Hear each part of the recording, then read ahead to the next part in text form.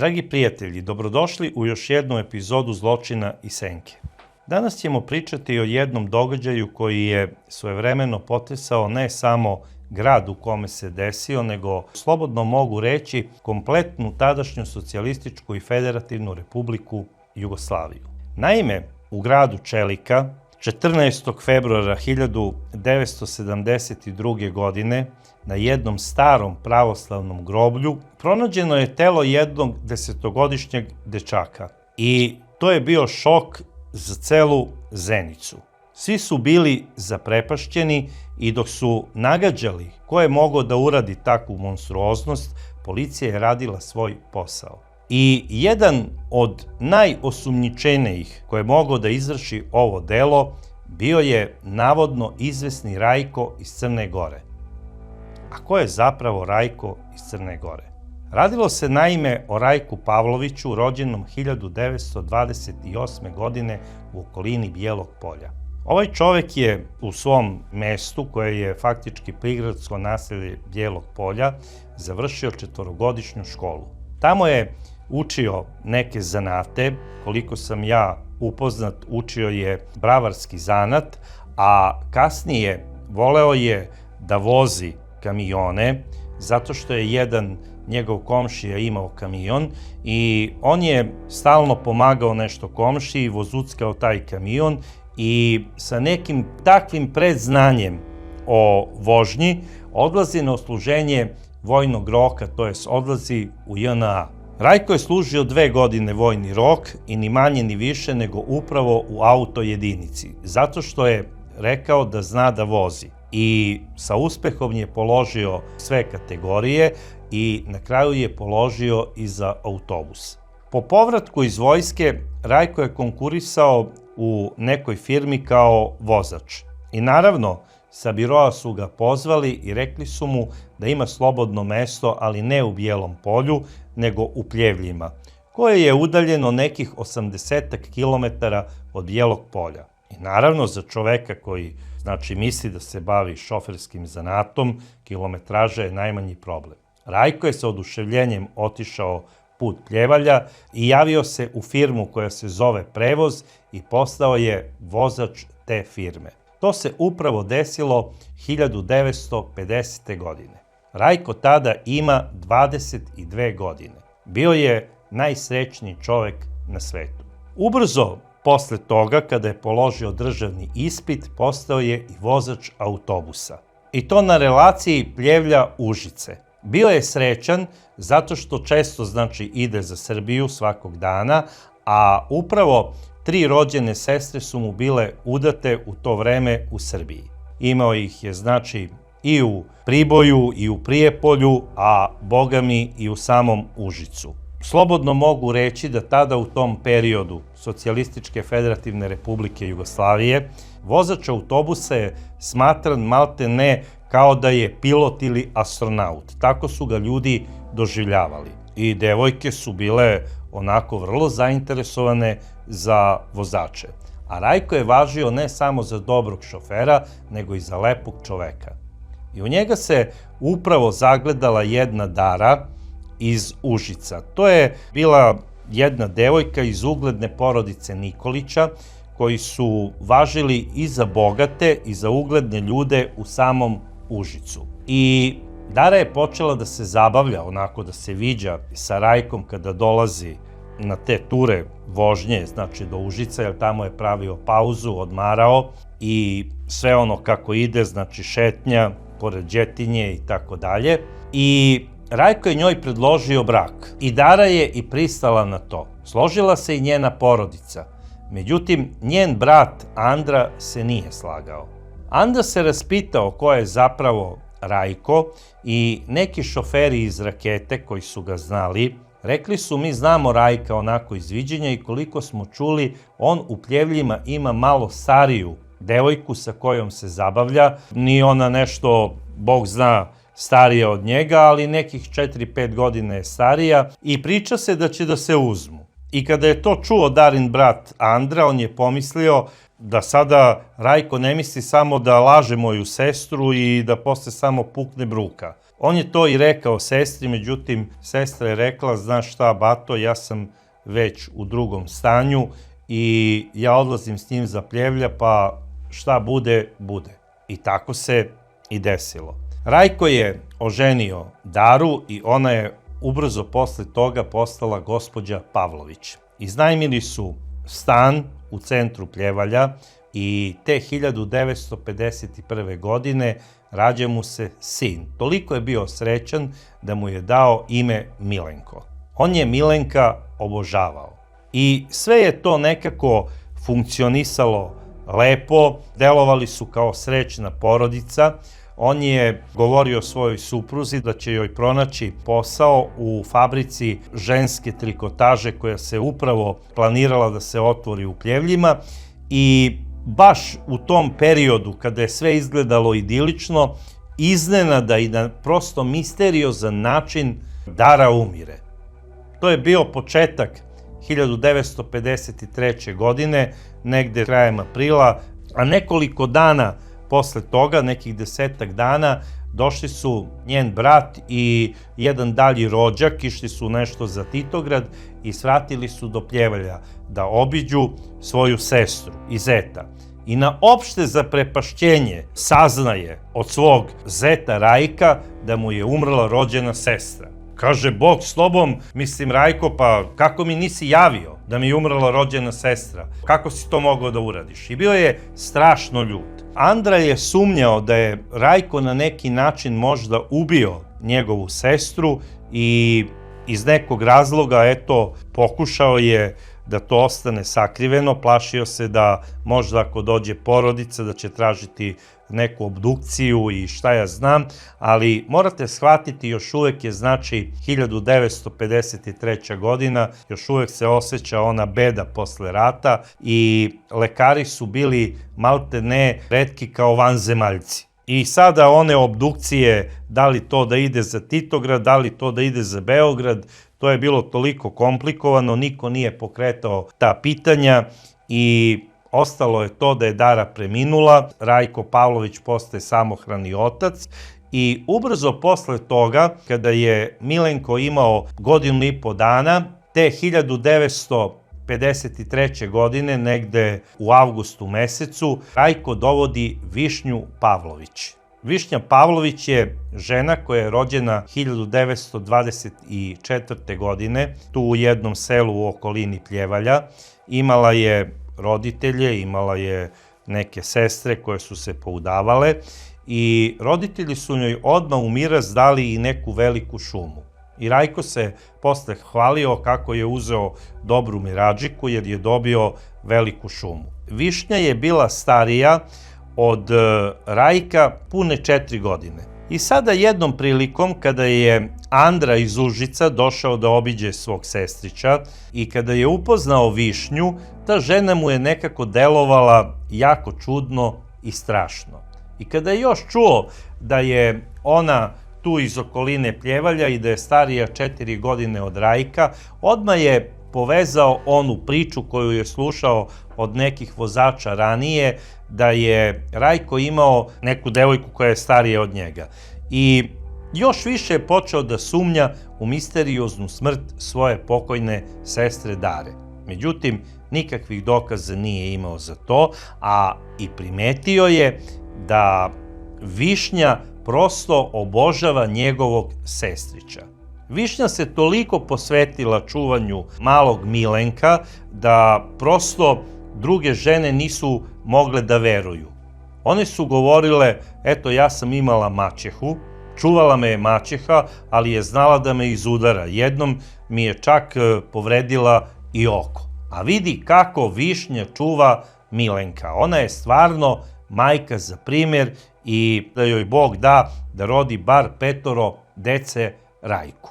I rođenje prvog zajedničkog deteta čekalo se pune 2 godine i 1955. godine Rajko i Višnja dobijaju ćerkicu Cicu. Zvaćemo je Cica. Cica je bila jedna prelepa devojčica, oni su je obožavali i upravo kada je dobio i drugo dete, Rajko od svoje firme Prevoz dobija stan i nekako se sada normalno osjećao slobodnije. Rekao je, ženo, ti ne moraš da radiš nikakav posao, da tražim za tebe sada da te zapošljavam, posveti se samo čuvanju dece, ja imam dobru platu, tvoje je samo da se brineš o kući. I Višnja je rekla, Rajko, kako ti kažeš, čoveče moj, tako će i biti. Godinu dana posle toga, na njihovu opštu sreću, dobijaju još jedno dete i rađa se njihov sin Miomir. To je bilo 1956. godine. Rajkovoj sreći nije bilo kraja. I sada Rajko je primetio da njegov prvenac, odnosno sin iz prvog braka, je uvek lepo doteran, očešljan, ispeglan i da najbolju porciju hrane Višnja daje njemu. I sada jednom je on pitao Višnju, Višnja, zašto to radiš? A ona je rekla, Rajko, ja volim svoju decu, ali tvoje dete mora da poštujem više od svoje dece, zato što se plašim Boga. I neka ih čuva Bog sve zajedno. I to je ona čak govorila i komšinicama. Međutim, da li je ona zaista bila takva? Ili je ona bila zapravo jedan vešt glumac? Možda je ona htela da prevari i samog Boga, da je ona dobra i na taj način da kupi na neki način njegovu blagonaklonost. E sada, da ne ulazimo u to šta je Višnja htela prema Bogu, možda njega i ne može da prevari, siguran sam da ne može, ali ljude oko sebe je i tekako prevarila. Najviše njenog voljenog Rajka, zato što je Rajko obožavao Višnju. On je rekao, Bože moj, pa da je ostala pokojna Dara živa, ja ne verujem da bi ovoliko volela Milenka. A i Milenko kako je rastao, normalno i kako je stasavao, on je Višnju zvao mama. Zato što on u stvari za drugu majku nije ni znao. I jednom tako, dok se Rajko vraćao sa puta, Višnja je, znači, njega očekivala, pripremila je dobar onaj porodični ručak, ispekla je pile, krompir, sve kako to ide. Rajko je rekao, Višnja, naš Milenko stasava, moramo da počnemo da vodimo računa šta ćemo s njim. Ide on i u srednju školu, doći će brzo vreme za vojsku, a ja bi voleo pre vojske da on položi ispit za vozača. I to su svi onako porodično rekli da to podhitno i urade. Višnja je rekla, Milenko, idi izvadi lekarsko uverenje i polagat ćeš za vozača.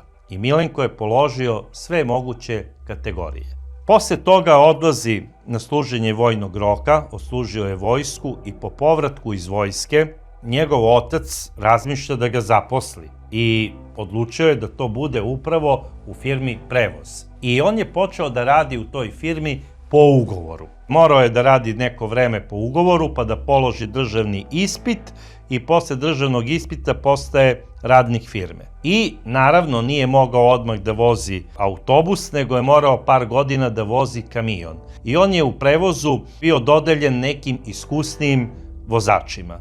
I upravo je dodeljen najboljem vozaču kamiona iz firme Prevoza, a to je bio Mustafa Ajanović. To je jedan čovek iz Pljevalja i uvek je išao na te dugačke ture u smislu kada se nešto iz rudnika iz Pljevalja vozi, da li za Beograd ili ako se vozi za Istru gore u Rijeku na popravku. I Rajko je bio srećan što je njegov sin Milenko dodeljen njemu na učenje zanata i pošteno će zarađivati hleb. Naravno i Višnja je bila presrećna zbog toga. Hvalila se kako će njen sin da bude vozač autobusa jednog dana, kao i njen suprug, jer ja kažem, to je taj period kada su vozači smatrani maltene za polubožanstva. Od Đevđelije do Triglava, od Đerdapa do Jadrana, ko vozi autobus, glavni je baja u svom mestu. Najbolja devojka odmah seda iza njega, iza vozača, to se znalo, mislim. To je tako funkcionisalo maltene sve do 90. godine. Ali dobro, sada da ne ulazimo u tu priču, Rajko najverovatnije nije razmišljao u tom pravcu kako će njegov sin da vozi najbolje cice. On je hteo da njegov sin ima državni posao u rukama. I govorio je, od volana nema boljeg posla. I taj san najverovatnije bi se i ostvario. Međutim, došao je maj 1971. godine. Tačnije 31. maj.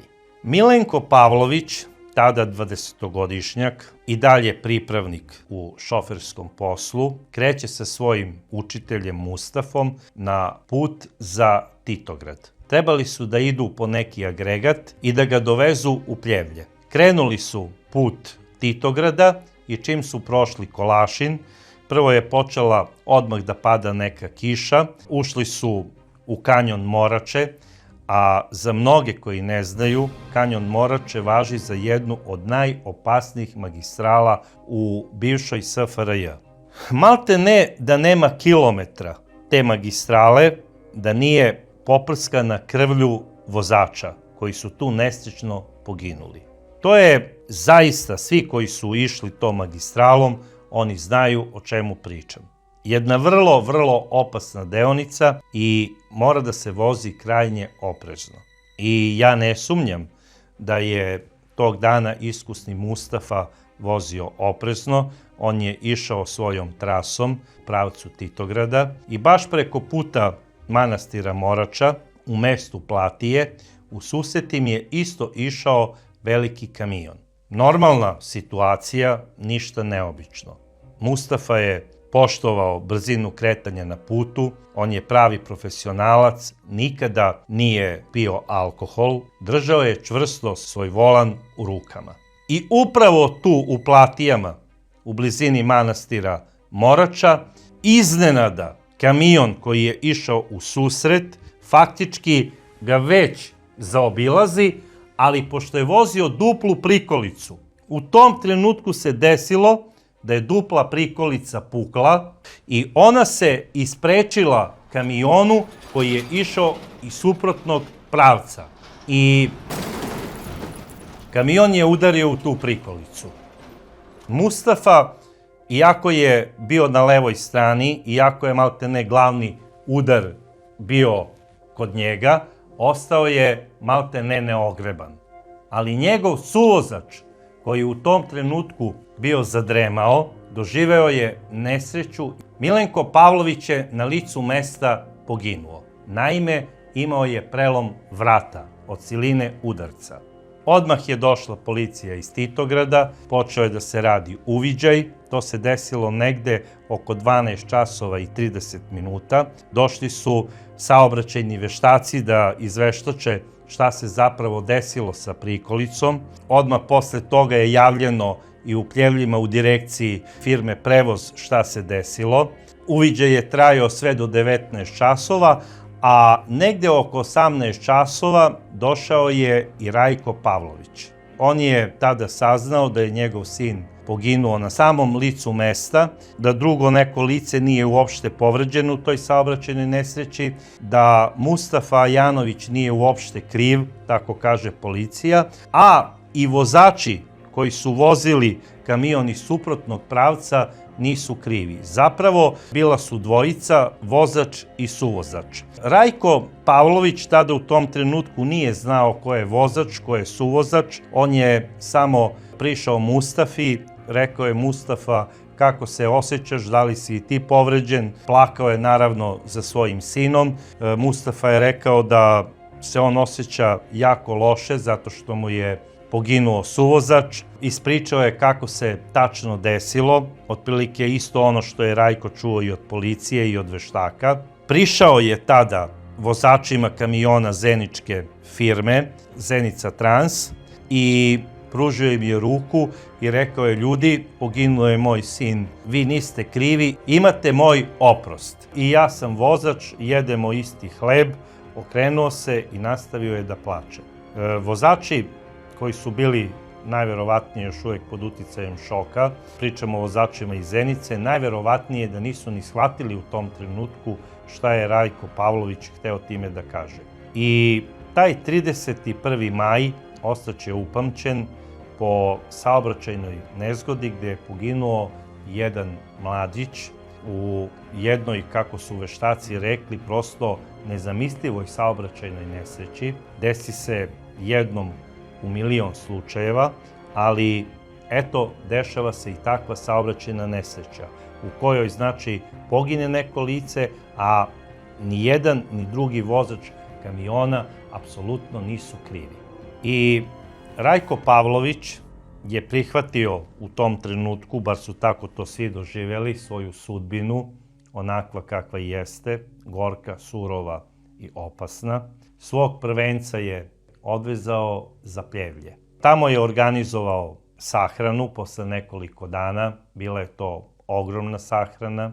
Svi iz njegovog bratstva Pavlovića su došli su i rođaci iz Užica, tu su došli i Višnjini rođaci i ono što je ostalo upamćeno, Višnja je tako plakala za svojim pastorkom da se svima ledila krv u žilama. Počela je da nariče i nekim češljem da češlja svoju kosu i klela je. Ona je prizivala osvetu. Ona je govorila: dušmani mi ubiše sina. Dušmani će sada da se množe, a moj sin će da trune. Ne može on naći mira dok njegovi dušmani žive.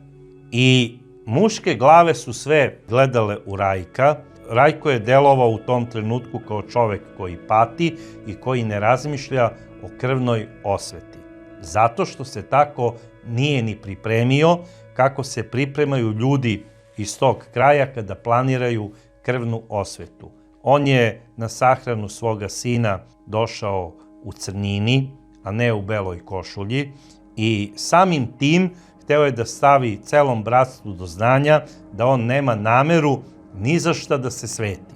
A na kraju krajeva i sama policija i štampa je pisala da za tu saobraćajnu nesreću niko nije kriv. I svi su govorili: ti si šofer, može da se desi svašta na putu, moraš da shvatiš da niko nije kriv za nesrećnu sudbinu tvoga sina. Ono što se desilo njemu shvati kao svoj krst na leđima i primi naše saučešće. I Rajko je primao saučešće od svojih prijatelja i od rođaka.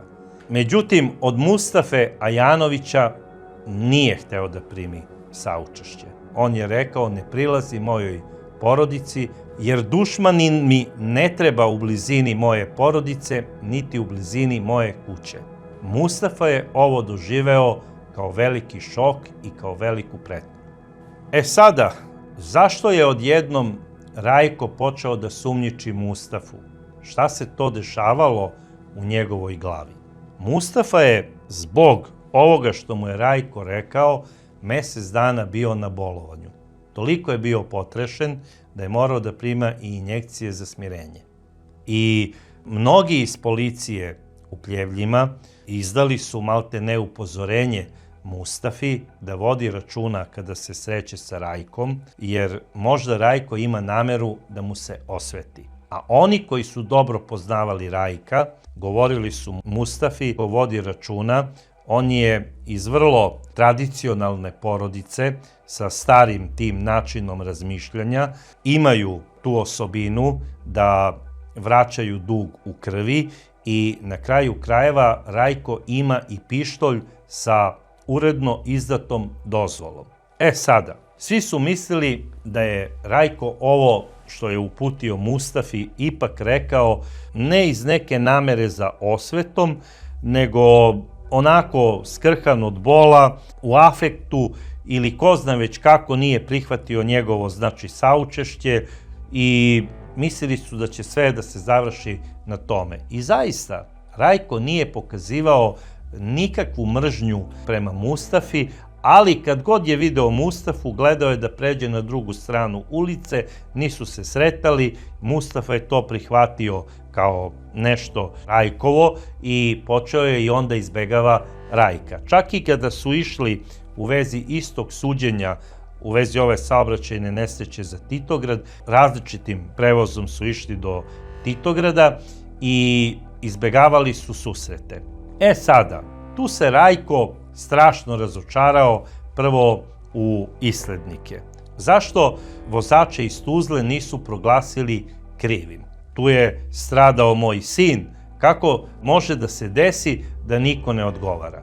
Išao je on i do istražnog sudije da pita za vozača kamiona iz Zenice kako se zove, međutim istražni sudija mu nije dao ime i prezime, ali mu je rekao i onako ćeš uskoro dobiti obeštećenje od osiguravajućeg zavoda za smrt svoga sina i tamo će najverovatnije pisati i broj kamiona i naziv firme i ime i vozača i suvozača. I Rajko je posle nekoliko meseci bio pozvan od strane osiguravajućeg društva Dunav, koje se nalazilo u Titogradu, i tamo su mu isplatili 3 miliona dinara. Najverovatnije da je to tako i u tom trenutku toliko iznosilo obeštećenje za gubitak života na poslu. Rajko je taj novac uzeo, odneo je kući i rekao je Višnji da prilikom uzimanja novca, da je on dobio ime i prezime vozača iz Zenice i da se on zove Stipe Čalić. Takođe je dobio i ime firme za koju on profesionalno vozi, to je zapravo Zenica Trans, i da on sada faktički zna sve o njemu. I rekao, evo, imamo novac, da odemo do nekog drugog grada, da li Titograd ili možda Prijepolje ili šta ja znam, gde imaju dobre kamenorezačke radnje, da pogodimo lep spomenik našem Milenku. Međutim, Višnja je pogledala svoga supruga u lice i rekla je, Rajko, da li ti to ozbiljno misliš? Pa kaže, ozbiljno mislim, planiram da odemo do Užica. Tamo ću naći svog bivšeg šuraka koji će mi predložiti najboljeg majstora za svog pokojnog sestrića, da mu se uradi što bolji spomenik. Na kraju krajeva mi nemamo tako dobre majstore kakvi su oni iz Užica. Ona je rekla, u redu, slušam te šta pričaš. Ja sam čula da su najbolji kamenorezci upravo u Zenici. I kada je to Višnja rekla Rajku, Rajko se sledio. Okrenuo se bled u pravcu Višnje i pitao je, nisam dobro čuo šta si mi rekla. Kaže, idemo da pogodimo spomenik u Zenicu. Ja sam čula da su tamo najbolji kamenorezci i da pogledamo u oči krvnika koji nam je ubio sina. I dok traje ta Višnjina bol za stradalim pastorkom, Višnja u sebi gaji jednu posebnu želju da tog momka na neki način osveti. Ne na neki način, nego upravo na tradicionalni način krvne osvete, odnosno vraćanja krvnine. I ona je stalno svom mužu govorila, moramo da se osvetimo. Kakav si ti to čovek? Kakav si ti Pavlović ako ne vratiš krv svome prvencu? I rekla mu je da mi je stradalo drugo dete, oba deteta. Više bih volela i to nego što mi je stradao pastorak. Ja pokojnog Mikelea, pošto je Višnja tako iz milošte zvala svog pastorka, ja pokojnog Mikeleta volim više nego oba moja deteta. I sada kada je to čuo Rajko, našao se u jednoj nezgodnoj situaciji. Još nije oplakao voljenog prvenca. Žena ga svakog dana forsira na krvnu osvetu. On ima torturu od žene. Čak je tražila od Rajka da je obuči kako se rukuje njegovim pištoljem marke Walter. Mislim da je ovo Višnja malo preterala. I sada Rajko kao vozač objašnjava svojoj Višnji da eto, vozači iz Zenice nisu bili krivi, da nije kriv ni Mustafa iz Pljevalja. Međutim, Višnja kaže, Mustafa u redu, on nije kriv i ne treba nam Mustafa. Ali ovi iz Zenice, oni su krivi. Čak je ona angažovala nekog studenta koji studira u Beogradu saobraćajni fakultet, da joj on objasni da li je moguće da vozači iz Zenice nisu bili krivi.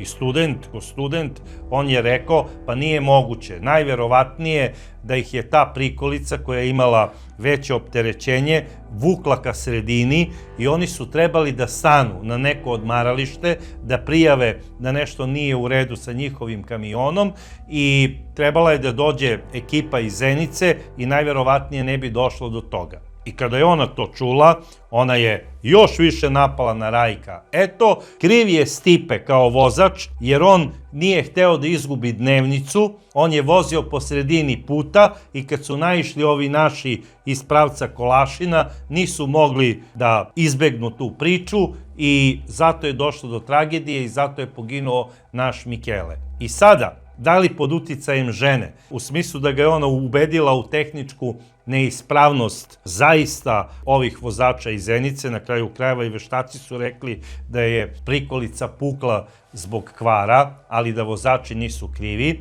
Rajko počinje navodno da veruje u krivicu vozača, odnosno Stipa Čalića. I šta on počinje da priča svojoj ženi? Da li da je smiri ili ne, on je na grobu svoga sina Milenka rekao: ženo, nemoj da brineš, osvetit ćemo našeg Milenka. I ona je to shvatila zdravo za gotovo i 20 dana posle sahrane ona odlazi za Zenicu. To je i njena izjava pred sudom. To je sredina juna meseca.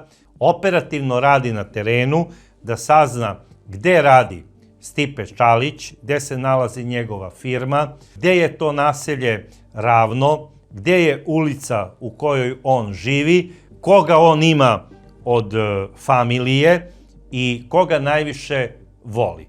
I ona je odmah po dolasku u Zenicu, pošto je jako škrta, nije htela da ode u neki hotel, pitala je na autobuskoj stanici, neko joj je objasnio koji izdaje ono prenoćište za dan. Našla je jednu porodicu gde je noćila i plaćala to spavanje, koliko su oni tražili, a ona je odlazila svakog dana kako bi posmatrala školu da ide sin Stipa Čalića. Saznala je ona da se on zove i Bruno. Saznala je ona da Stipe ima i suprugu Anku, koja je domaćica, koja ne radi u nijednoj firmi. Saznala je ona i ulicu u kojoj je njihova kuća, prizemna lepa kuća sa velikim dvorištem, sa prelepim cvećem.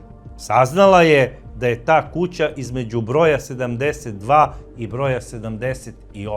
Saznala je ona svašta nešto. Međutim, nije uspela da lično sretne Stipu Čalića, zato što je on stalno bio po terenu, bez obzira što se ona non stop vrzmala tamo oko njegove firme. Bar po kazivanju njenom, ona je jedno 4-5 puta išla za Zenicu. Sama. I sve to vreme dok je išla, ona je operativno radila i smišljala način kako da se osveti. I rekla je sama sebi: pošto su oni nama uzeli sina, uzet ćemo i mi njihovog sina. Tako će najviše da pate. I pošto je saznala u koju školu ide ovaj mali Bruno, ali je sada bio već letnji raspust, ona je htela operativno da osmotri teren oko škole, koje su to ulice prilazne najbolje, odakle deca dolaze tu, gde se igraju, a na kraju krajeva, iako škola ne radi, deca se obično igraju u školskom dvorištu i preko leta. I tu u blizini škole sestre Dietrich nalazi se i kafana 12. april. I naravno u tu kafanu dolaze ljudi raznih profila. I to je onako tada u to vreme bila društvena kafana. Radile su mlade, lepe, atraktivne konobarice koje su dolazile u Zenicu kao centar industrije da bi zaradile svoj hleb nasušni i da bi otpočele novi život. I one su uvek onako znatiželjne, vole da pričaju sa gostima, vole da se šale i tako. I sada kada je došla ova gospođa, to je bilo leto, bila je onako u licu nekako hajdučki raspoložena pogledom. Kad je ušla, pogledala je polupraznu kafanu kao da je ušla da se sa nekim obračuna. Konobarica ju je onako pogledala iz znatiželje. Videla je da je gospođa otišla, odnosno da je seljanka otišla iz sela za sto koji je odmah pored prozora. I gledala je onako kroz prozor u pravcu škole. Tamo su se igrala neka deca i ona je stalno nešto gledala kao da gleda neku decu, kao da ih zna. I sada u jednom trenutku rekla je konobarici da joj skuva i drugu kafu, ali to je onako rekla: mala, donesi još jednu kavu.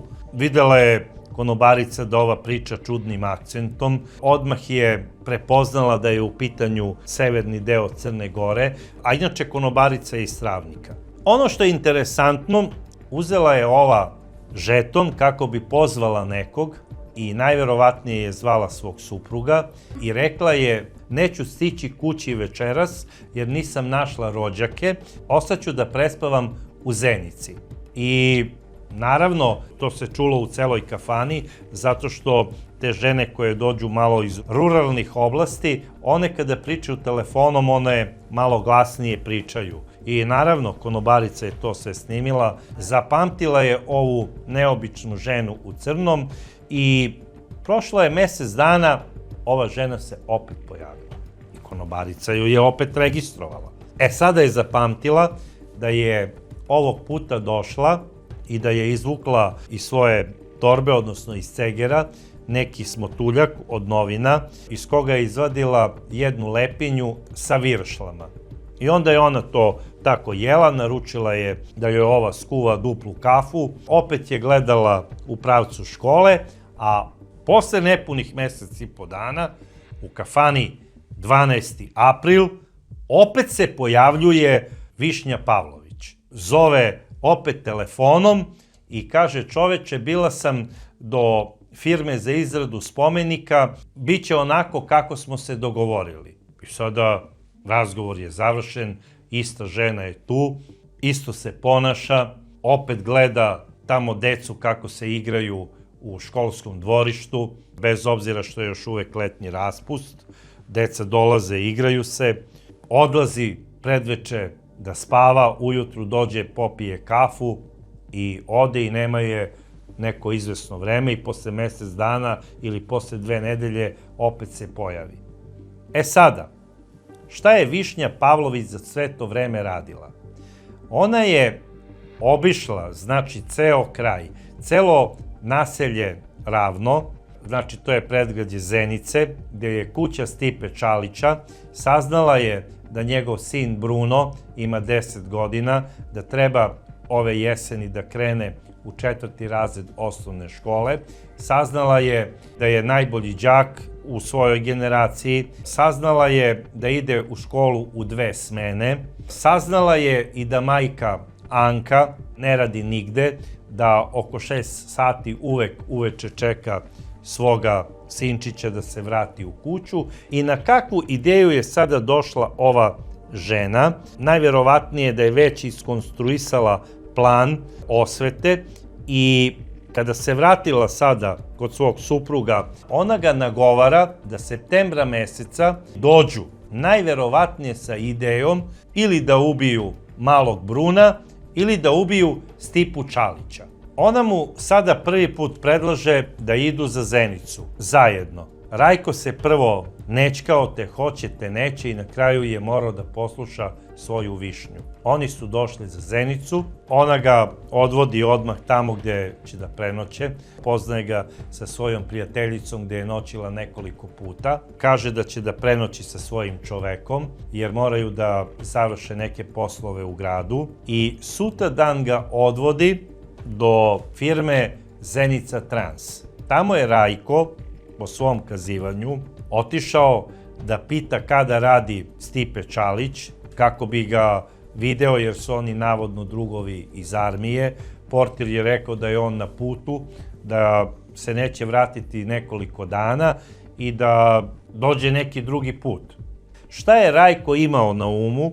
Da li da upozna Stipu Čalića lično, ali koliko ja znam, barem pokazivanju njegovom ličnom, a i pokazivanju njegovih prijatelja koji su bili onog dana na rekonstrukciji, odnosno na uviđaju, kada je poginuo njegov sin Milenko, on se rukovao sa Stipom Čalićem. Tako da, ja ne znam šta sada treba da ga upoznaje. A i po sopstvenom Rajkovom kazivanju da on uvek kod sebe nosi pištolj, možda je Rajko imao nameru da ubije Stipu tog dana. Ko zna šta je Rajko razmišljao u tom trenutku, da li iz sopstvene želje da osveti svoga sina prvenca ili pod pritiskom njegove supruge Višnje, ja to nisam siguran, ali mislim da je ova žena malte ne na neki način Rajka počela da drži u nekom polurobskom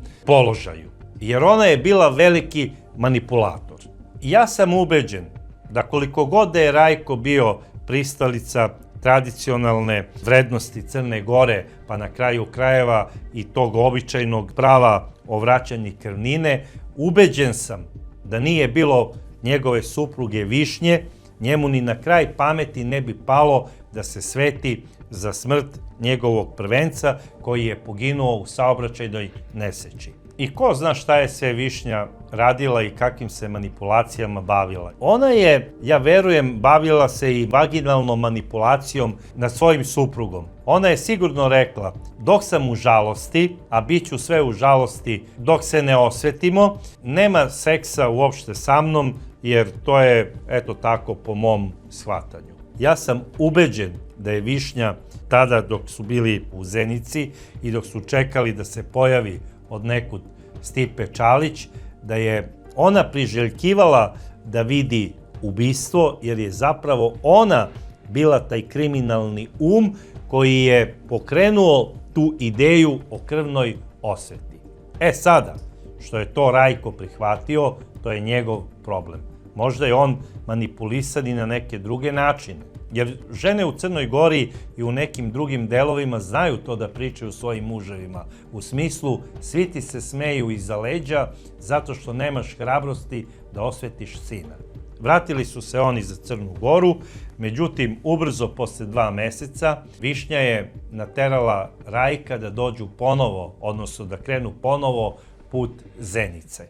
To je bio novembar mesec. I kada su došli u naselje Ravno, ušli su u ulicu, znači Ravno, koja se tako i zove, prošli su, znači išli su ovako uzbrdo, došli su do broja 74. Višnja je pokazala Rajku, evo to je Stipina kuća. Idemo sada nazad da prošetamo, da vidiš i druge ulice. I onda su se vratili na početak ulice, tu sada jedno stepenište vodi dole ka školi Sestre Ditrih, a odmah gore desno ide ovako jedan puteljak i vodi ka starom pravoslavnom groblju.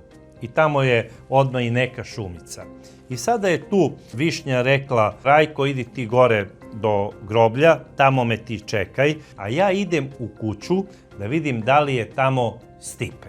Rajko je otišao gore tom stazicom do starog pravoslavnog groblja, a Višnja je otišla do broja 74, ušla je u jedno prelepo dvorište puno cveća, iako je bio, znači, novembar mesec, cvetale su one hrizanteme i ono jesenje cveće, onako razgledala je sve to sa znatiželjom i otišla je pravo na vrata. Ušla je unutra i videla je odmah domaćicu koja je nešto kuvala, u stvari spremala je ručak. I Sankom je bila njena komšinica Felomena, koja je njena, znači, prva susetka, i one su ispred sebe videle samo jednu, znači, nepoznatu ženu koja se stvorila kao spodoba sva u crnom.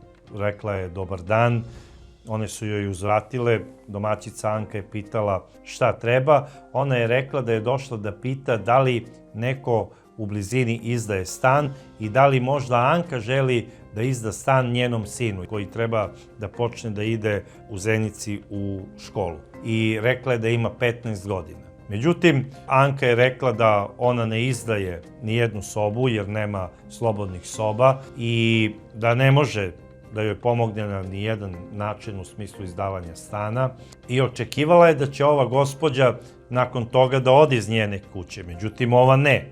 I dalje je počela da je ubeđuje u smislu, pa dobro, ajde razmisli, ja sam spremna da ti platim dobro za stan, moj sin nije zahtevan, on može da spava i u kuhinji ovde. I ona je rekla, ma ženo, ne mogu da ti izdam stan, u jednoj sobi spavamo muž i ja, u drugoj dete, zaista ne mogu da ti izdam stan. A onda je Višnja Pavlović videla i rekla, jao, vidi, imaš mašinu za štrikanje, da li bih htela da mi ištrikaš jedan džemper? Anka je rekla, ma ne, ja tu mašinu samo koristim za sopstvene potrebe. Ne štrikam nikakve džempere, niti šalove, ništa nikome. I sada Višnja, umesto da ode, ona kaže, a dobro, domaćice, a šta ti radi muž? Ova kaže, pa on je vozač, radi tamo, vozi kamione. I sada je Anka rekla, evo, svakog trenutka treba da naiđe. Mislim, ona je znala da je njen muž na terenu, ali je to htela da kaže samo da bi je udaljila. I Višnja je posle toga okrenula se i izašla je. Tamo se, pored groblja, našla sa svojim suprugom Rajkom i rekla je da je bila u kući Čalića i opisala je kuću. Prošlo je dosta vremena i negde oko 19 časova, to je prošlo čitavih 6 sati od prvog susreta, Višnja Pavlović ponovo ulazi u kuću Čalića. Izuva se, skida svoje opanke i obraća se ponovo Anki. Eto, ja sam došla da te zamolim ako možeš da mi primiš na prenoćište. Nema gdje da prenoćim. Anka je rekla, ma mislim, ženo, ne dolazi u obzir. Ja zaista ne mogu da te primim na prenoćište, a evo svakog trenutka očekujem da mi se vrati i muž. I to je nekoliko puta naglasila da mi se vrati muž. I pitala ju je, kaže, jesi ti, ženo, gladna? Da ti postavim nešto da večeraš? Kaže Višnja, ne. Anka kaže, dobro, evo, hoćeš kafu da ti skuvam? Kaže Višnja, ne, ne pijem kafu. Tako je rekla. I u tom trenutku ulazi i mali Bruno iz svoje sobe. Zato što je čuo da neko razgovara, ušao je da vidi o čemu se radi. I sada kada je ušao, bio je malo iznenađen prisustvom ove neobične žene, zato što ga je neobično gledala, prosto ga je gutala očima i rekla je, jao, vidi, kaže, imaš sina, je li ovo tvoj sin? Kaže, da, to mi je sin. Joj, kaže, Snajka, kako imaš lepog sina, neka ti ga Bog čuva, neka je živ i zdrav. I pomilovala ga je po kosici. Bruno je, kao svako lepo vaspitano dete, stajao, pogledao je onako ljubazno ovu stariju ženu i naravno ništa nije neobično video u tome. I ona ga je još jednom pomilovala po kosi i rekla je, pa dobro, ajde razmisli bolje da li bi ti mogla da primiš mog sina, ipak ja sam spremna da to dobro platim. I onda je ona rekla, ma ženo, to ne dolazi u obzir, ja ne mogu da te primim na stan i hranu. I sada Višnja je ustala, poželela je laku noć i rekla je, navratit ću ja možda još koji put ako se budeš predomislila u vezi stana. I izašla je iz kuće. Rekla je svom suprugu, Rajku, idemo sada da odmorimo, a sutra ćemo ponovo da prošetamo ovde krajem. I kada su se vratili u prenoćište, kada su legli, ona je njemu rekla, Rajko, ovaj naš Stipe stalno je negde na putu, malte ne kao Marko Polo. Nego sutra ću ti ja pokazati nešto mnogo lepše i opipljivije.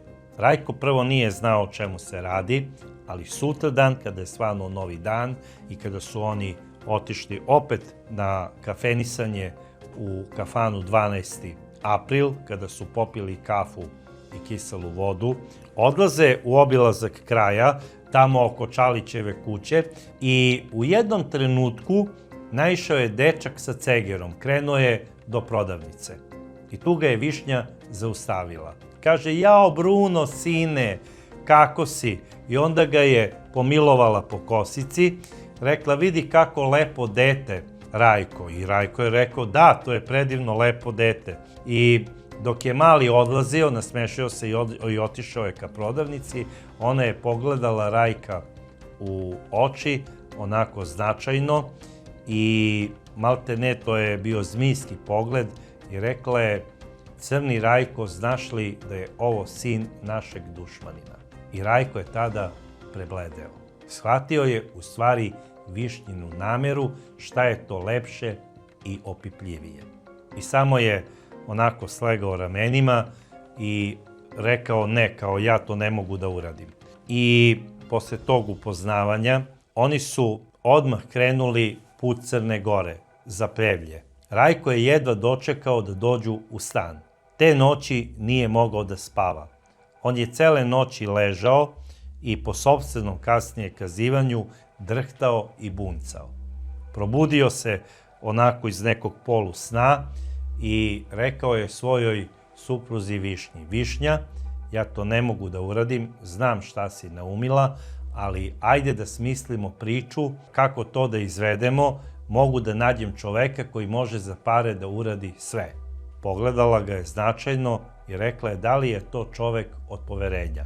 Kaže: da, znam ga, on je dosta mlađi od mene, ima i kriminogenu prošlost, on se pre nekoliko godina oženio ovde u Pljevljima, ali nemaju dece, imaju oko 30 godina. I ona je rekla: dobro, ajde, hoću da upoznam i njega i nju, pozovi ih, neka dođu kod nas.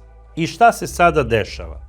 Bio je praznik, Aranđelovdan. Na severu Crne Gore Aranđelovdan je jedna od najčešćih krsnih slava. Tog dana Rajko Pavlović vozi svoju redovnu liniju i ide u pravcu Bijelog Polja. I ulazi, znači, čovek sa svojom majkom i sa svojom suprugom.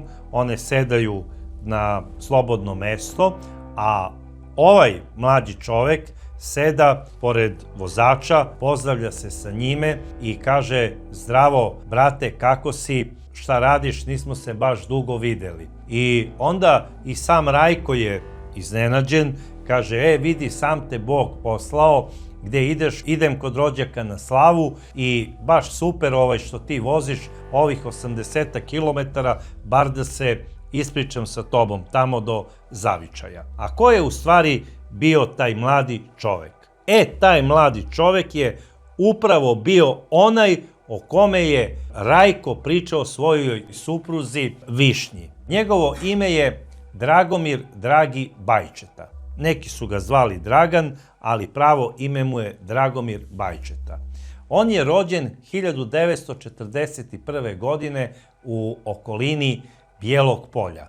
I on je još od najranije mladosti znao, znači, Rajka, a i Rajko je znao njega, bez obzira što je razlika 15 godina između njih dvojice. Čak je Rajko znao da je Dragomir u svojoj mladosti imao dosta problema i sa zakonom. Bio je zbog raznoraznih krađa i privođen i hapšen. Imao je puno i tuča, bio je sklon i alkoholu i kocki, sve je voleo, ali najmanje je voleo da radi.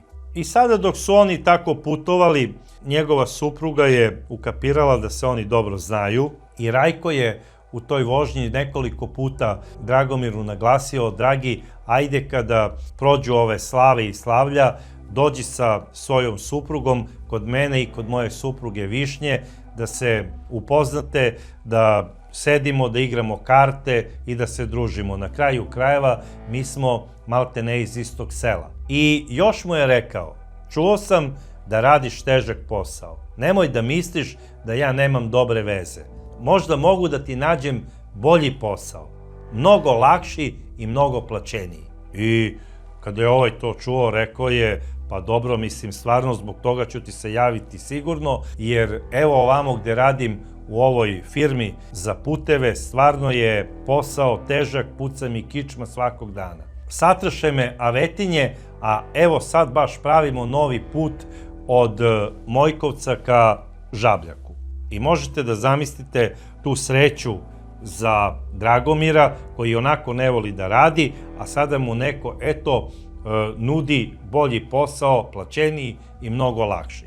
Dragomir je predložio svojoj supruzi Stani da posete Pavloviće, međutim ona je rekla: vidi, velika je razlika između Višnje i mene, ja nju malte ne i ne poznajem, nemamo zajedničkih tema, a koliko sam čula, ona je u žalosti zbog smrti njenog pastorka i tamo nema sada ni muzike, ne pale ni radio, ni televizor, mislim, ne znam šta da ti kažem. Pa on je rekao, pa dobro, ajde u redu.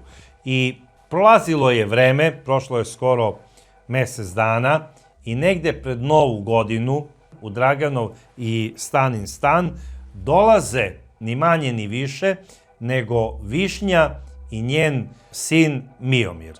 Višnja je sva u crnini, žali, ali donela je neke kolače, sedaju tu, pričaju, rekla je kako je njen suprug Rajko sada na nekom putu da bi i on došao da je mogao, ali eto ona je iskoristila slobodno vreme koje je imala i evo došla sa sinom kod njih nenajavljeno u posetu, ali obavezno za koji dan da Dragomir i Stana uzvrate posetu i da dođu kod njih. I sada Stana je bila onako baš malo iznenađena, ali posle nekoliko dana zatekla je svog supruga kako popravlja neki bicikl i ušao je posle toga za Stanom u sobu, izvadio je iz džepa jednu veliku crvenu jabuku, stavio joj je na sto i rekao, ajde spremi se, idemo u posetu Pavlovićima, što su oni i uradili. To veče su bili kod Pavlovića, bilo je tu raznih kolača, Višnja je bila jako ljubazna, s vremena na vreme bi zaplakala, pogledala bi sliku svoga pastorka koji je preminuo i njegova slika se uvek nalazila na zidu sa onim crnim florom. I tu je Stana rekla, vidi Višnja, ja tebe jako cenim, ja sam siroče, mene je othranila maćeha i mogu ti reći da me je mnogo tukla.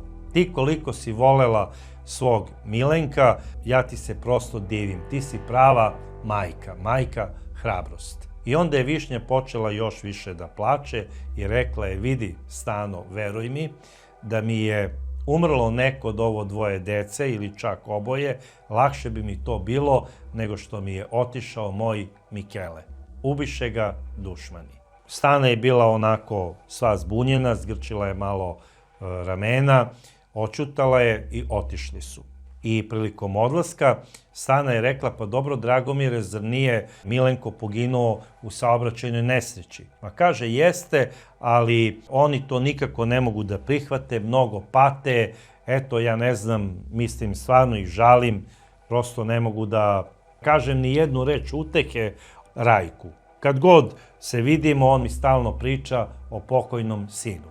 I eto oni sad planiraju da mu naprave spomenik, stalno su opterećeni tim gubitkom sina i prosto ih i razumem.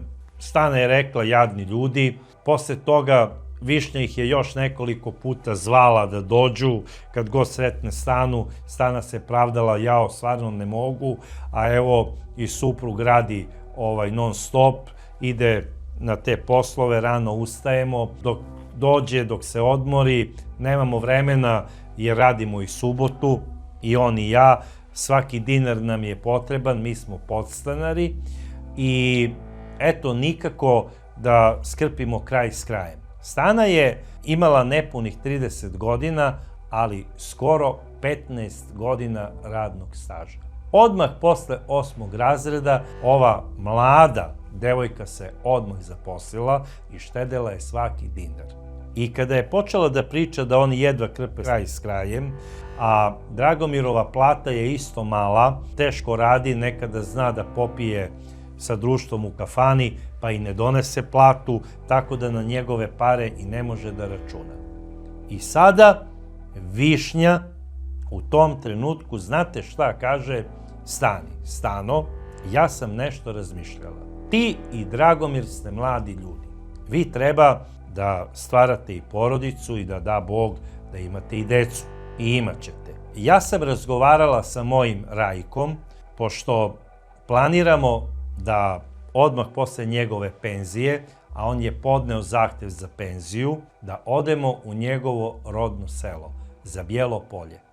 Jer ovaj stan u kome živimo više ne mogu da ga gledam, mi smo ovde stekli stanarsko pravo, a moj Rajko mi je rekao da planira da tvom Dragomiru pronađe posao ovde na pilani. Radit će kao nadzornik u pilani, radit će lak posao i bit će dobro plaćen. To su njegovi ljudi iz šumske sekcije, tako da nemoj da sumnjaš u tu priču. A na kraju krajeva, Dragomir je mlad, može da mu sredi moj Rajko, da položi i neke ispite za rukovaoca mašinama i da vozi viljuškar u pilani. I to je dobro plaćeni posao. A mi ćemo vam ovaj stan ustupiti. I kada je to Stana čula, ona je rekla: Višnja, ako to budeš uradila, evo ja ti sada u poverenju kažem, ja imam na svom računu ušteđenih 1.000.000 dinara. Taj 1.000.000 dajem tebi.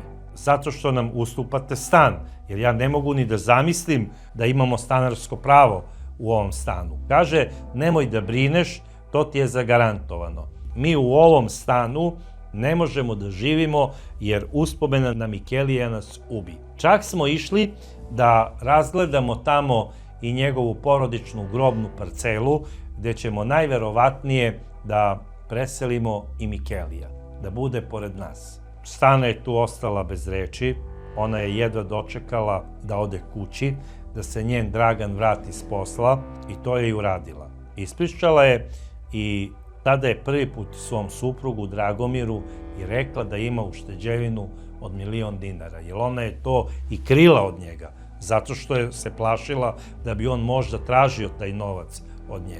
I pokazala mu je štednu knjižicu na kojoj je tačno pisalo 950.000 starih dinara. I on je rekao: o ženo, pa ti si baš bogata, poljubio ju je i rekao je: prosto ne mogu da verujem da si ti to od svoje male plate uštedela. I sad si me postidela. Tako da ću, ako zaista Rajko ima nameru da me prebaci u pilanu da radim, odmah prihvatiti taj posao i odmah ti dajem pola plate.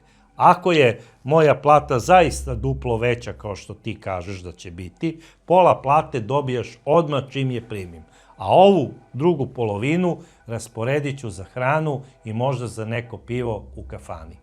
I tu su oni večerali, Stana je bila raspoložena, možda po prvi put posle ko zna kog vremena. Razgovarala je sa svojim suprugom i rekla je: vidi, malo više i češće trebaš ti da se družiš sa Rajkom. Jadna žena nije ni znala da je to zapravo bila ona pogrešna stvar koju je dala kao savet svom suprugu. To je zapravo bio ponuđeni pakt sa đavolom. I to se upravo i desilo. Došao je januar, koji je bio izuzetno hladan u tom delu zemlje, u Crnoj Gori. Rajko je radio nešto na terenu, non stop je vozio neke duge vožnje. Dragomir je radio na tom putu, naporno i teško. Prosto više nije mogao da izdrži koliko je bio težak taj njegov posao. Prolazilo je vreme i došao je 12. februar.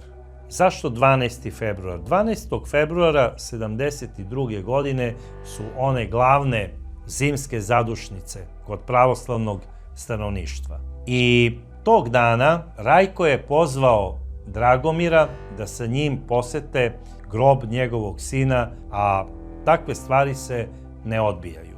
Dragomir je otišao na groblje sa Višnjom i sa Rajkom. Tamo su razgovarali kako treba da odu do Užica, da završe neki posao i onda je Rajko značajno pogledao Dragomira u oči i rekao je: Dragomire, dajem ti besu da ću ti uraditi i pomoći mnoge stvari ako i ti pomogneš meni, a još ću te i nagraditi. Koliko bi novaca tražio da ubiješ jednog čoveka umesto mene?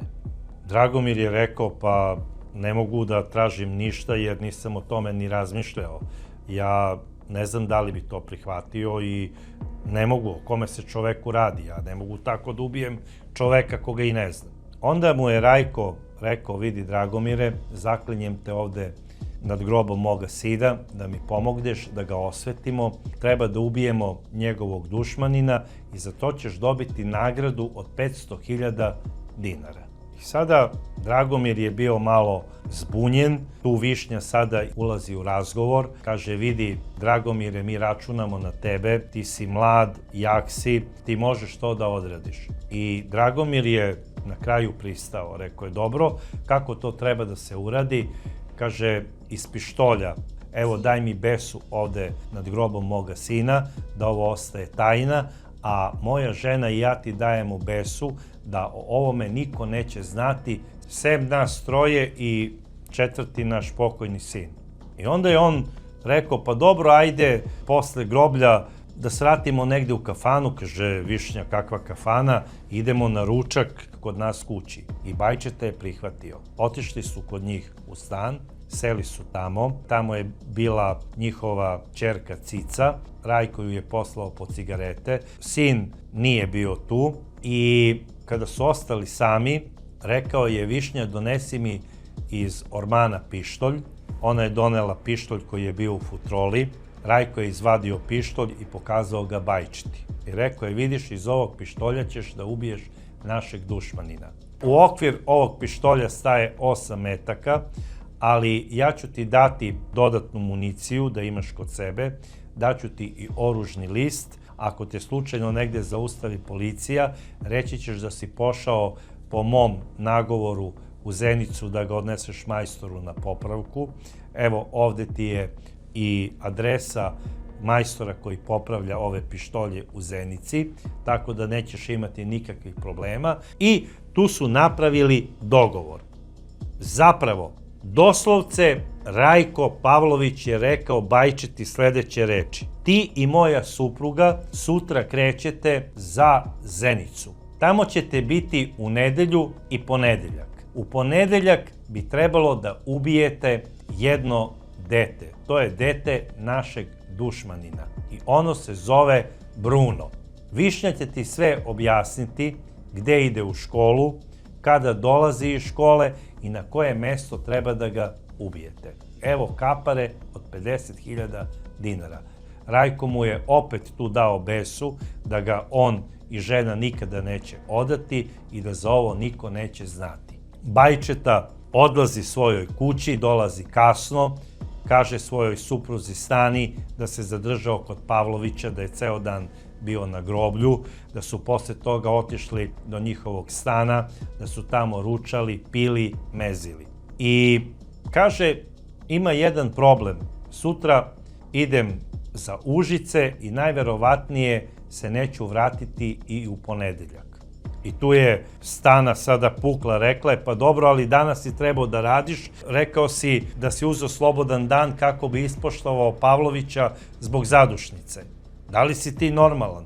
Nisi bio danas na posao, ajde sutra je nedelja, ali ako ne dođeš u ponedeljak na posao, izgubit ćeš posao. Kaže, nemoj da brineš, meni je Rajko obećao da prelazim na novi posao čim prođe ovaj mesec. Znači, od 1. marta radim u pilani i to u magacinu. I sada se Stana setila onog razgovora što je pričala sa Višnjom i to je i poverovala. Ujutru, navodno, Bajčeta sa Višnjom Pavlović kreće za Užice. Dok ona nekim svojim komšinicama kaže kako ide za Prijepolje, kako bi obišla svoju bolesnu zaovu koja je tamo udata. Međutim, gde odlazi ovo dvoje ljudi? Došli su u Priboj, ali tamo svraćaju do jedne kafane, piju kafu. Za to vreme Višnja odlazi do prodavnice da nešto kupi, vraća se i kaže, kupila sam pravu stvar.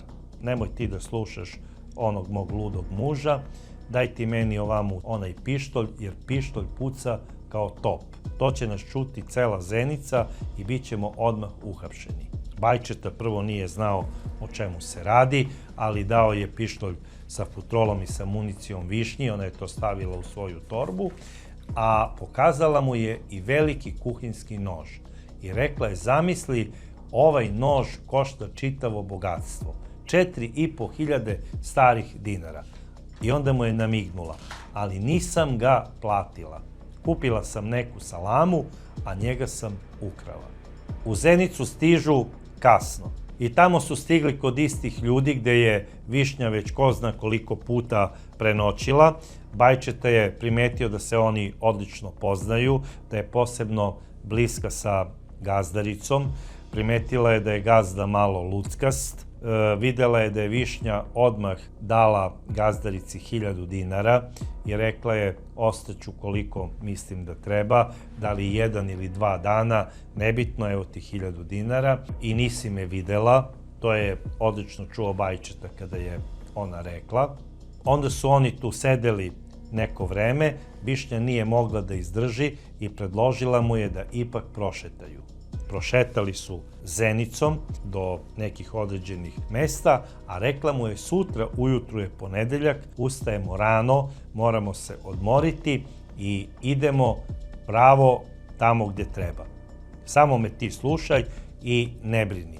I ujutru su rano izašli iz stana. Odmah su se zaputili i ni manje ni više došli u kafanu 12. april. Ušli su tamo i seli su za onaj isti sto pored prozora da bi Višnja mogla da posmatra školu. Napolju je bilo onako neko vreme hladnjikavo, ali nije padao sneg. Sada se malo i nervirala jer deca su nosila debele kapute, džempere, šalove, one vunene kape i nije sada mogla da raspozna ko je ko. Kada su popili tu čaj i kafu, otišli su do škole, do školskog dvorišta.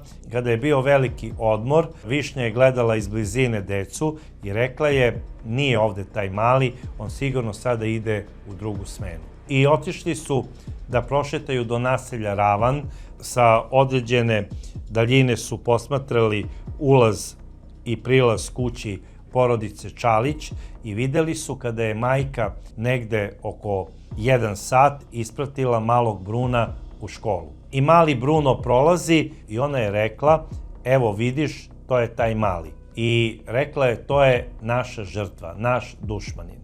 Posle toga oni odlaze opet u kafanu 12. april, a Bajčeta se raspitao kod dece do kada traje nastava za četvrtake i jedna devojčica je rekla da se smena završava u 15 do 6, a da oni izlaze u 10 do 6. I Višnja i Bajčeta se pozicioniraju iza same zgrade škole. Tu je jedan izlaz koji vodi ka stepeništu i prolazi se pored nekih baraka. Jedna od njih je bila napuštena, ko zna zašto je i služila. I luda Višnja daje predlog Bajčeti da ona tu dovede malog Bruna i da ga tu u baraci Bajčeta zakolje. Međutim, Bajčeta je rekao, to ne dolazi u obzir, da tu ubijem malog. Mora to da bude neko diskretnije mesto. I onda je ona rekla, dobro, onda ćemo na starom groblju, ajde da ti pokažem gore put gde ću te ja čekati kada ti budeš sačekao Bruna. Znači, bit ću udaljena nekih 50 metara od tebe. I tako je i bilo. U 15 do 6 oglasilo se školsko zvono i deca su istrčala napolje. Istrčao je i mali Bruno, ne sluteći šta ga čeka. Po izlasku iz škole Bruno kreće stepeništem ka svojoj kući. Tu ga je sačekao Bajčeta. Prišao mu je i rekao zdravo mali. Bruno mu je rekao zdravo Čiko. Da li si ti sin Stipe Čalića? Kaže jesam. Najverovatnije Bruno sigurno pomislio da se radi o nekom prijatelju njegovog oca. Bajčeta mu je rekao, da li bih hteo da pođeš sa mnom, čekate jedna žena, ima nešto da ti da. Bruno je rekao, dobro. Uhvatio je za ruku ovog čoveka, zato što mu je on pružio ruku. Bajčeta ga je tu pomilovao po kosici i počeo je da ga vodi. Niko nije od dečaka obraćao pažnju sa kim je to otišao mali Bruno. Međutim, njegov prvi komšija, koji je imao nadimak Cici, on ga je video sa nepoznatim mladim čovekom kako negde odlazi i rekao mu je, zdravo Bruno, gde to ideš? Kaže, idem tu gore sa ovim čikom, treba nešto da mi da. Po izjavi samog Cicija, Bruno je delovao kao da poznaje tog čoveka. Cici je bio uporan, rekao je, a dobro, a šta to treba da ti da? I Bruno je tada nešto hteo da mu kaže i na opšte iznenađenje ovog školskog druga Brunovog Cicija, taj čovek nepoznati drugom rukom mu je pomerio lice da ne bi pričao nego da gleda pravo i imao je utisak kao da mu je rukom nastavio da drži usta, da ne bi mogao Bruno da priča. I vidno mu je stegao ručicu koju mu je držao. I to je Cicija uplašilo. On je otrčao svojoj kući da bi ostavio svoje stvari i da bi odmah otišao do Brunove mame da joj kaže šta je video. I šta se sada u tom trenutku dešava? Cici odlazi kući, ostavlja torbu, kreće, setio se da nije zaključao kuću, vraća se do kuće kako bi je zaključao i tu gubi nekih 5 minuta. A za to vreme Brunova majka Anka čeka ispred kuće svoga sina i očekuje ga da se pojavi u 18 časova i 5 minuta kada stalno dolazi iz škole. Prolazi i jedna devojčica iz Brunovog odeljenja, Anka je prepoznaje i pita je da li si videla mog Bruna. Kaže, dole sa dečacima igraju klikere u dvorištu. To je malo iznenadilo Anku. To njen Bruno nikada nije radio, a pada noć, zašto bi igrali klikere u mraku? I onda Anka zaključava kapiju i kreće ka školi kako bi krenula u susret svom sinu. I samo što je ona najverovatnije odmakla, Cici stiže do kapije i vidi da je kapija zaključana. Onda on ne zna šta da radi i kreće da nađe neke svoje drugove da bi im rekao šta je video i da je Bruno otišao sa nepoznatim mlađim čovekom. I sada Anka ide ka školi i ispred dvorišta vidi grupu dečaka kako ispod jedne sjelice za osvetljenje igraju klikere. Ona viče Bruno, Bruno, Bruno. Bruno se ne javlja jer nije sa tom grupom dečaka. Anka prilazi i pita da li ste videli moga Bruna. Oni kažu ne, on uopšte nije bio večeras sa nama. U tom trenutku, eto Cicija, koji trči za Ankom. I dolazi tu i onako sav zadihan, kaže, teta Anka, ja sam upravo bio kod vas kući, ali vi niste bili tu. Hteo sam da vam kažem da sam video Bruna kako je otišao ka starom pravoslavnom groblju sa jednim nepoznatim čovekom. U pitanju je mlađi muškarac. I tu se Anka odsekla. Prosto nije znala šta da kaže. I sada Anka trči ka pravoslavnom groblju i usput sreće jednu ženu u crnom. Debelu ženu u crnom i setila se da je prošle jeseni ta ista žena bila kod nje i da joj je svojom pojavom ulivala strah i da je naslućivala na neko zlo. I pomislila je, Bože, da nije ova žena napravila neko zlo mom detetu. A onda je rekla, ma ne, Cici mi je rekao da je Bruno otišao sa nekim muškarcem ka groblju. A na kraju krajeva ova žena mi je prošle jeseni rekla neka ti Bog poživi sina. Pa zar bi posle toga ona mogla da mu nanese neko zlo? To je sve sa strane posmatrao i Bajčeta, koji je video, znači, jednu ženu koja mu ide u susret, sklonio se u stranu u jedno žbunje kako bi ona prošla i onda je u novinama koje je imao u džepu umotao krvavi nož i tim novinama je obrisao ruke, a isti nož je stavio u svoj kaput. I naravno on je mlađi, brže hoda, sustigao je Višnju, rekao je Višnja, evo mene, ona je rekla sve smo dobro uradili, samo nismo se setili da mu glavu ponesemo kao suvenir. Možete da zamislite šta je Višnja rekla. A šta je ovo dvoje monstruma uradilo malom Brunu? Kada su ga odveli tamo do jednog žbunja, odmah pored same ivice groblja, ova žena je Bruna uhvatila za kragnu, prosto ga je gurnula da mali padne na kolena, držala mu je rukom usta, a Bajčeta je prišao i 4 puta ga je ubo u predelu srca i 2 puta u vrat.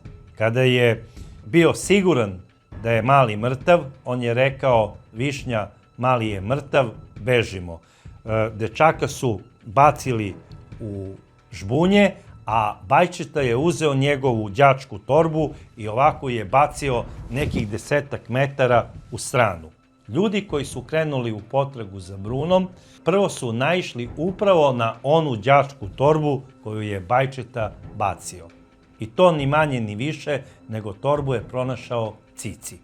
Posle toga odmah su znali da se nešto Brunu strašno desilo. I jedan komšija, onaj koji se vratio za baterijsku lampu, on je osvetlio kraj i u jednom žbunu video je dečju nogicu. Prišao je, razgrnuo je žbunje i video je nesrećno dete kako leži mrtvo. Hteo je u stvari da priđe da mu pokuša da mu da pomoć, međutim jedan stariji komšija ga je uhvatio za rame i rekao je: nemoj dirati dete, zovemo policiju. Onda je naišla i Brunova majka, oni su rekli da pođu zajedno do policije, nisu hteli ženi da kažu šta su videli i šta su našli. Čovek koji je rekao ovom da ne dira telo dečaka je bio zapravo jedan penzionisani policajac. Stariji čovek koji je itekako znao kako se postupa u ovakvim trenucima. I odmah je otišao do svog stana, pozvao je policiju, pozvao je hitnu pomoć i nastalo je opsadno stanje u Zenici. Svi su se pitali ko je u gradu Čelika na ovako monstruozan način ubio 10-godišnjeg dečaka, najboljeg učenika 4. razreda osnovne škole Sestre Ditrih. Svi su se pitali, a odgovor je imao zapravo onaj stari policajac u penziji. Ja znam odlično Stipu Čalića, taj ni mrava nije zgazio, nikome nije ni vodu narusio, nikome se nije zamerio, ponajmanje nekome nešto duguje. Jedino je imao problem u Crnoj Gori, saobraćajnu nesreću sa smrtnim ishodom, i proverite o čemu se radi, ja mislim da je ovo osveta koja je stigla iz Crne Gore.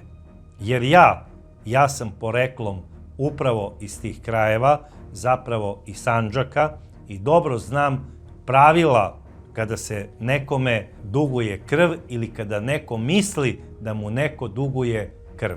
To se upravo završava na ovakav monstruozan način. I policija je odmah pozvala glavnog islednika da dođe najkasnije do 24 sata u policijsku stanicu u Zenicu i da se spremi za službeni put. Došao je glavni inspektor sa svojim pomoćnikom, rekli su mu: evo čekate službeni automobil sa vozačem, ideš za Titograd. Trebaš da proveriš sve u vezi ove saobraćajne nesreće i da ispitaš sve rođake pokojnog Milenka Pavlovića. Policajac je odmah krenuo na službeni put, ujutru je bio u Titogradu, kolege su mu iz Titograda pružile svu pomoć koju je tražio od njih. Isti je odmah poslao depešu za Zenicu da postoje indicije da je upravo odavde stigla porudžbina da se ono dete na onakav način kazni. I šta se sada dešava? Odmah je policajac iz Titograda tražio da se čuje sa kolegama iz Pljevalja, pozvao ih je i rekao je: molim vas, proverite mi gde se danas tačno nalazio gospodin Rajko Pavlović. I oni su rekli: nema problema, proverit ćemo. A isti policajci iz Zenice, kojima je pridodat kao ispomoć i kolega iz Titograda, uputili su se ka Pljevljima. Tamo ih je već čekao komandir iz Pljevalja i oni su tražili od njega da se privede Rajko Pavlović i njegova supruga Višnja Pavlović. I oni su otišli do stana Rajka Pavlovića, tamo je u stanu bio samo njegov sin iz drugog braka, Miomir. Rekao je da je tata otišao na posao, da je sestra kod nekih rođaka, a da je on juče sa ocem, kada su ga pitali gde si ti juče bio, on je rekao bio sam sa ocem, on je bio na službenom putu, odnosno vozio je za Žabljak. Tamo smo obišli neke rođake, dok je tata imao još neke poslove u autobuskoj stanici, ja sam bio sa rođacima, a uveče smo se vratili za Pljevlja. I Rajko Pavlović je imao faktički alibi za kompletni taj dan. Proverili su, znači, putne naloge, sve je upravo onako kako je Mali rekao. A upravo tada je policija i privela Rajka Pavlovića u stanicu na informativni razgovor. I Rajko je objasnio da je on juče ceo dan bio na putu, upravo onako kako je rekao i njegov sin. Kada su ga pitali gde mu je supruga, on je rekao da je ona otišla da obiđe njegovu bolesnu sestru u Prijepolju. Naravno, policajac je sve to zapisao, zamolio je Rajka da ostane sa njim do ujutru u policijskoj stanici i da sačekaju povratak njegove supruge Višnje Pavlović. Rajko se bunio, rekao je da on ne zna čemu sve to, ali da će on postupiti onako kako oni traže od njega. Policajac ga je sada tu pitao: Rajko, ti imaš pištolj? Kaže da. Kaže, idemo do stana da mi ti taj pištolj daš da ja vidim da li je on ispravan. Pa ne znam gde sam ga stavio, bio sam kod rođaka u Bijelo Polje, možda sam ga zaboravio. Tu je već nešto što nije štimalo. Prvo, čovek kaže da ima pištolj, da ga nosi stalno sa sobom, kako mu je potreban, zato što je on navodno vozač. A onda kaže da ne zna gde je stavio pištolj, pa ga je najverovatnije zaboravio kod rođaka u Bijelom Polju. Mislim, totalno ludilo od priče. A proverit će, možda je i kući. I neko od policajaca koji je upravo došao na smenu rekao je: vi čekate Višnju Pavlovića, ja sam je pre 2 dana video kako je negde otišla zorom sa Dragomirom Bajčetom. Inspektor iz Zenice odmah je rekao: dobro, ajde da vidimo ko je zapravo Dragomir Bajčeta. Pa kaže, on je jedan problematični mladić, imao je dosta nekih problema dok je bio mlađi, sada kad se oženio nije više tako problematičan, ali zna da bude incidentan kad popije. Ima oko 30 godina i visok je, snažan, baš jak. Aha, kaže, dobro, hteo bi da porazgovaram sa Dragomirom Bajčetom. I policajci su otišli do Bajčetinog stana i tamo je bila njegova supruga Stana. Na pitanje gde je Bajčeta, ona je rekla da je isti došao s puta, da je bio u Užicu kako bi nekim prijateljima nešto pomogao oko kupovine nekog nadgrobnog spomenika i došao je, znači, s puta i otišao na posao.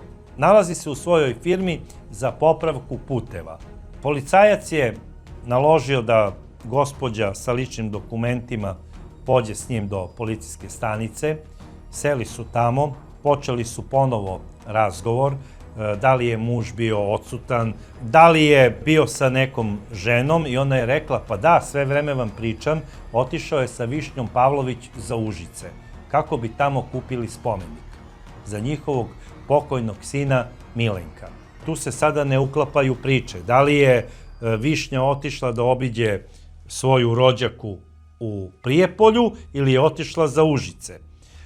Zato je policajac iz Zenice tražio da se pošalje depeša policajcima u Prijepolje da obave razgovor sa rođacima Rajka Pavlovića, odnosno sa njegovom rođenom sestrom i njegovim zetom. I policija iz Prijepolja je to i uradila, otišli su tamo, pitali su njegovu suprugu da li je bila Višnja Pavlović kod njih kući. Ona je rekla jeste, bila je, i bila je 2 dana ovde kod nas, i rekla je bila je ponedeljak i nedelju. I sada tu policajcima se to nije uklopilo i onda je njen suprug rekao: Jado, ćuti tamo, nemoj da lažeš miliciju. I rekao je drugovi: ona je došla sa jednim mlađim čovekom u utorak ujutru ovde kod nas. I odmah su produžili dalje za Pljevlje. To je znači bilo juče. I tu se sada već neke kockice sklapaju. Policija je odmah poslala povratnu depešu za Pljevlje. Rekli su da je Dragomir Bajčeta svratio sa Višnjom Pavlović u utorak samo nakratko do Pavlovićeve sestre, da se nisu dugo zadržavali i da su odmah nastavili put za Pljevlje. I Bajčeta se odmah javio na posao, a supruzi je dao novac. I nećete verovati, ni manje ni više, nego joj je dao kompletni iznos od 500.000 dinara.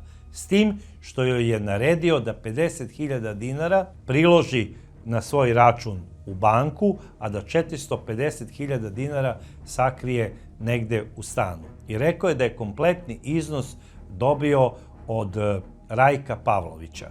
I sada tu je nastala onako neka konfuzija. Otkud sada toliki novac, zašto bi se dao toliki novac tek tako nekome? To Rajko ne spominje nigde. Policajac je otišao da se uradi pretres Bajčetinog stana. Tamo je njegova supruga stana donela jednu kutiju u kojoj je držala svoj veš. Iz te kutije je izvadila kesu sa 450.000 dinara. I policajac je odmah naredio da se pošalje depeša da je novac kod njega i naredio je policiji iz Pljevalja da odmah uhapse Dragomira Bajčetu. I isti je uhapšen na svom radnom mestu i rečeno mu je da će istog dana biti sproveden u istražni zatvor u Zenici. Sve vreme Bajčeta je ćutao. Ništa nije rekao, samo je rekao zašto Zenica, ja tamo nikada nisam bio. Oni su rekli nema problema, ideš sada. A za to vreme policija hapsi Višnju Pavlović. Odvode je do njenog stana da pokaže gde je ostavila pištolj i ona, zamislite, jako je imala lisice na rukama, ona se malte ne baca na krevet, stavlja ruke ispod jastuka i policajac je pendrekom udara preko ruku i sprečio ju je da uzme pištolj iz koga bi najverovatnije pucala u policajce, jer metak je bio u cevi i samo je trebalo da se izvrši opaljenje. Naređeno je policajcima da joj stave ruke na leđa i ona je tako sprovedena u zatvor u Zenici. Međutim, kada je policajac u jednu kesu počeo da stavlja kuhinjske noževe kako bi otišli na veštačenje i pregled, ova zla žena je počela da se smeje. I malte ne prezrivo je gledala policajce dok su to radili. Kuhinjski noževi su pokupljeni iz stana Dragomira Bajčete. Sve je to otišlo na veštačenje, a kasnije istragom će se utvrditi da onog dana kada su se sreli Višnja i Bajčeta, pre nego što je on krenuo jednim putem, a ona drugim ka železničkoj stanici Zenica, ona je preuzela nož i isti je bacila u reku Bosnu. Tako da taj nož nije mogao da bude krunski dokaz, ali kasnije će istraga do detalja sve pojasniti kako je došlo do ubistva malog Bruna i ko je kakvu ulogu imao u svemu ovome. Počelo je suđenje ovoj tročlanoj grupi, uhapšen je znači pod optužbom za ubistvo Rajko Pavlović, Višnja Pavlović, njegova supruga, kao i Dragomir Bajčeta. Svi su bili optuženi za teško ubistvo, doduše tužilaštvo je u samom početku napravilo grešku i za Rajka Pavlovića je tražilo suđenje po članu koji je određen samo za podstrekivanje. Međutim, iz kasnijeg toka suđenja utvrdit će se u stvari da je i Rajko Pavlović od samog početka znao da njegova supruga Višnja i Bajčeta odlaze za Zenicu kako bi ubili malog Bruna Čalića. Bruno Čalić je zapravo tu u kući kod Rajka Pavlovića određen kao žrtva, glavna meta ove osvete. I za njegovo ubistvo je Rajko Pavlović i platio po dolasku iz Zenice Bajčeti 500.000 starih dinara, koje mu je obećao još na grobu svoga sina 12. februara. Šta se sada dešava u toku suđenja? Vinovnici svega ovoga u početku su optuživali jedni druge. Rajko Pavlović je govorio da on nema veze sa ovim, da on to ništa nije znao. Višnja je optuživala Bajčetu da je on izvršio ubistvo, Bajčeta je prvo pričao da je Višnja, ali na kraju je Bajčeta ispričao sve kako je bilo i to je potvrdila i Višnja. Moram da kažem da je suđenje rađeno u Palati pravde u Sarajevu, odnosno u Okružnom sudu u Sarajevu, da je tog suđenja obezbeđivalo 150 policajaca, da je interesovanje za ovo suđenje u celoj zemlji bilo ogromno. Dragoslav Bajčeta je do detalja ispričao celu priču koju je na kraju potvrdila i Višnja Pavlović. Rajko je donekle negirao, ali je neke stvari i priznao. I zapravo te večeri Bajčeta je zaklao malog Bruna na groblju, dok ga je Višnja držala, iz krvne osvete koju je naručio Rajko Pavlović, a u delo sproveo on kao plaćeni ubica i njegova žena, koja je maltene bila glavni inicijator svega toga. I kada su se vratili u kuću u Pljevljima, dočekao ih je znači Rajko Pavlović. Kada su mu rekli da su ubili Bruna Čalića, on je ustao, poljubio je Bajčetu i rekao mu je: aferim junače. Možete da zamislite tu nebulozu da nekome kažete neka ti je sa srećom to što si uradio junače. Pa to je krajnje ludilo. U toku ovog suđenja izređalo se puno različitih svedoka i njihova svedočenja bila su zapravo dokaz da je ovo troje maltene kao jedna udružena manja grupa izvršila krvnu osvetu. I ovo je bila klasična krvna osveta, s tim što je izvršena nad detetom i što je upotrebljen plaćeni ubica. Bajčeti je suđeno kao plaćenom ubici. I sada ja ne znam da li je to zaista tačno, ali to su pisale neke poznate beogradske novine koje su prenosile tok ovog suđenja, da je u jednom trenutku otac Bruna Čalića, Stipe, rekao da je on spreman da se na zatvorsku kaznu osudi i Bajčeta, ali za ovu ženu koja je u stvari mozak po njegovom mišljenju ubistva i smrti njegovog sina ne bi trebalo da ima milosti i da pozdravlja sud što ju je osudio na smrt. Prilikom pretresa stvari Višnje Pavlović, kada je uhapšena, prilikom pregleda njenog novčanika, u jednoj pregradi pronađeno je ni manje ni više nego sasušeno krilo slepog miša.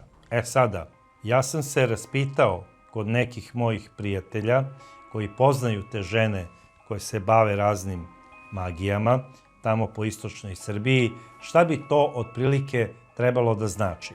Sasušeno krilo slepog miša je ljubavna magija. Ono se koristi kao ljubavni napitak tako što određena, znači ta žena koja zna da radi te magije, vraća tako što muškom primjerku slepog miša seče levo krilo. Obavezno mora da bude živ. Kada mu se makazama odseče krilo, radi se bajanje i ono je namenjeno. To krilo samo može da služi recimo Persi Persidić. Ne može da ga koristi Anka Ankić. I šta će njoj krilo slepog miša? Da li se zapravo Višnja Pavlović bavila i crnom magijom? Da li je ona možda crnom magijom ubila svoju suparnicu, odnosno prvu ženu Rajka Pavlovića? Da li je Rajko Pavlović popio delić tog krilca od slepog miša? Da li je on bio slepo zaljubljen u svoju ženu, ostaće misterija. Bitno je da je policija prilikom pretresa njenih ličnih dokumenata pronašla sasušeno krilo slepog miša za koje je ona tvrdila da je to njena omiljena Amajlija. Sada, ova žena na sve liči, samo ne na zavodnicu. Ona baš bukvalno podsjeća kao na nekog islednika inkvizicije. Ona je vrlo lažljiva. Ona je histerična. Ona je zla žena. Dok je trajalo suđenje, ona je ignorisala sud, glumila je kako ima napade epilepsije, radila je sve i svašta, urinirala je kako bi ponizila sud. Možete da zamislite šta je sve ova žena radila u toku suđenja. Međutim, sudija koji je vodio ovaj proces nije imao milosti.